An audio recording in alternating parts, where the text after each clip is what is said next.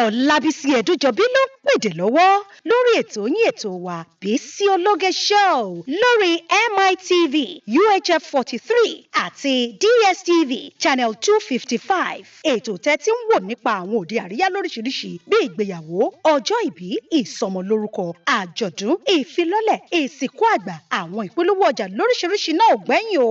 Aago 8 sí 9 alẹ́ ní gbogbo ọjọ́ ìsinmi lẹ́ẹ̀ máa bá ọmọ yín pàdé láwọn òde àríyá ti ilẹ̀ yìí àtòkè òkun lóríṣiríṣi lórí MITV. Fún ìpolówó ọjà yín ẹ pè sórí 0803 329 1869 àti 0812 158 4400 tàbí sórí ímeèlì wa bisiologe@yahoo.com. Bó sì jẹ́ lórí wẹ́bsáìtì wa www.bisiologeshow.com. Bísí Ológe ló ń pèdè lórí tẹlifíṣàn. Bísí Ológe mo lójú lọ́rọ̀ wà.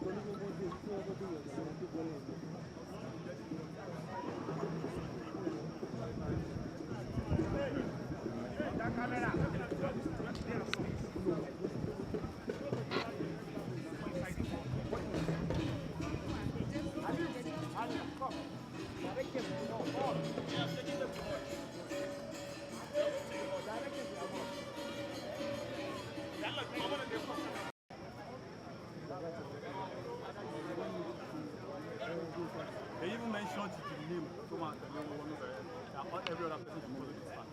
Excuse me? That's one more. Yes. No, open that place. Only Olori and those ladies.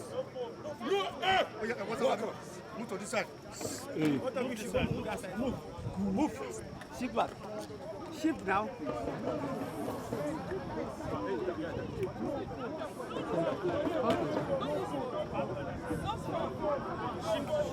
Shift small.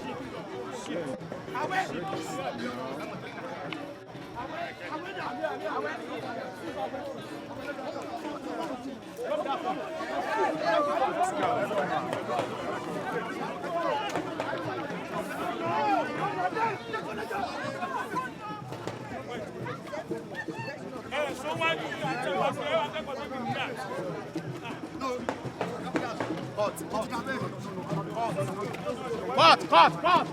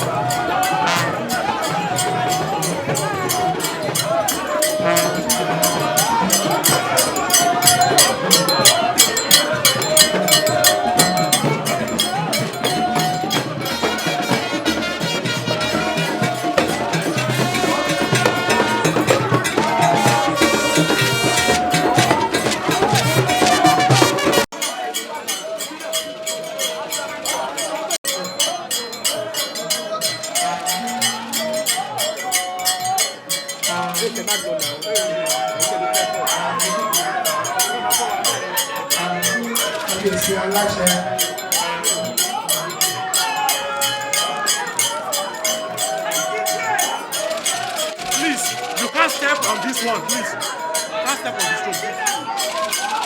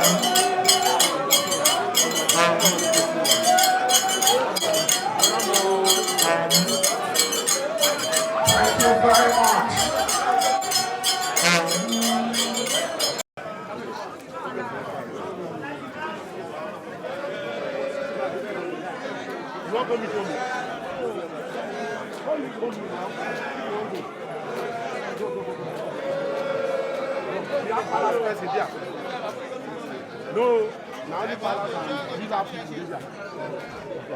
Yes.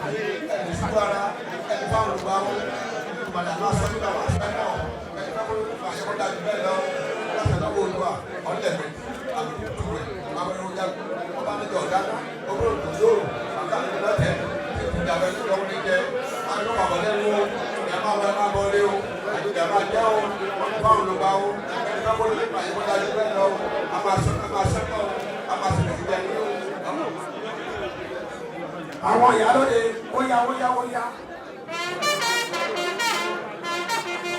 Ẹ̀dúró wọn ní káwọn olódùn mẹ́rin ló máa bọ̀ náà.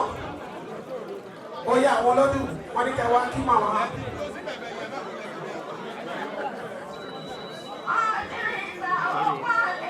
Ẹ̀kọ́ ìlejò ní o, ọkà bá ìlú gbọ́ wọlé o, ohun ọtún máa ń pọ̀ máa wọlé fẹ́ o.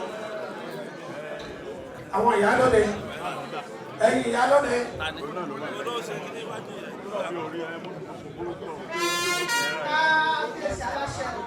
Kábíyèsí aláṣẹ, ẹ̀kọ́ ràfí o, ẹ̀kọ́ àlejò ní o, yáyá, ẹ̀ṣẹ̀ ẹ̀kọ́ àtìlẹ́yìn ilé òkú àwọn, àpapọ̀ ẹ̀kọ́ máa wá, ẹ̀ máa lọ rí, ẹ̀ máa bọ̀ rí ní o. Bílà. Àgbàwọ̀ náà, ẹ̀kọ́ àti bàbá ní àwọn, ẹ̀ṣẹ̀ ìwọ̀n.